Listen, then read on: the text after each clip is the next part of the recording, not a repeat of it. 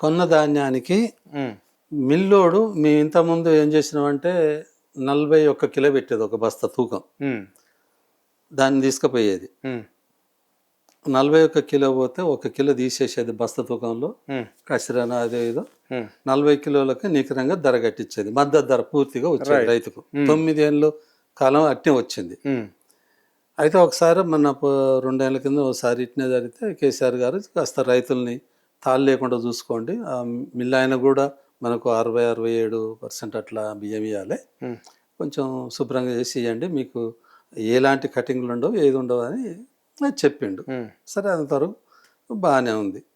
ఇప్పుడు ఏది లేదు ఎక్కలేదు, తూర్పాల బట్ట అంటున్నారు, మంచిగా చేయమన్నా కానీ 42 తూకం పెడుతున్నారు.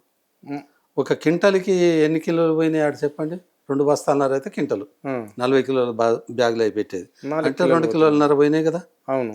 2 కిలోలన్నరకి ఎంత పడుతుంది? 2300 2400 ధర అయితే కిలోకి 24 రూపాయలు, ఉమ్, 50 రూపాయలు 2 కిలోల పేరు మీద అవి నూక్కపోతూనే ఉండే. ఉమ్, అవి పోయే భాగంగా మళ్ళీ వాడు మిల్లోనికి ఆడిపోయిన తర్వాత ఇది తడిసింది, ఇది మొలకపోయింది, ఇది బాగలేదు, ఈ నూకల శాతం ఎక్కువ వస్తుందని చెప్పి వాడు అనిష్టం వచ్చినంత వాడు వాడు దళారీ ఎందుకు చేస్తున్నారంటే, దళారి మార్గం ఎక్కడ ఉందంటే ఈ మిల్లర్స్ దగ్గర, ఉమ్, ఈ ఉన్న అక్కడ ప్రాంతీయంగా ఎన్నికైనటువంటి నాయకులు ఉంటారు కదా, ఎమ్మెల్యే కావచ్చు మంత్రి కావచ్చు, వాడు ఉమ్, ఆ మిల్లర్స్ దగ్గర ఎలక్షన్కి ముందు కోట్లు వాళ్ళు లంచాలు తెచ్చుకొని ప్రజల్లో ఖర్చు పెట్టి ఇవాళ వాని ముందరికి పోయి ఏం మాట్లాడతాడు ఈయన?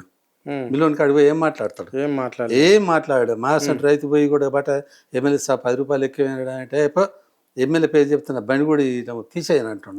నన్నే అన్నాడు. అన్నాడా? ఎమ్మెల్యే పేరు చెప్తే ఈడ ఉమ్, నీ బండి నా గేట్ దాటి రావద్దని చెప్తున్నాడు. అంత ధైర్యం ఆయనకి యాంచి వచ్చింది, అంతే కదా మరి. అంత ధైర్యం యాంచి వచ్చింది. ఉమ్,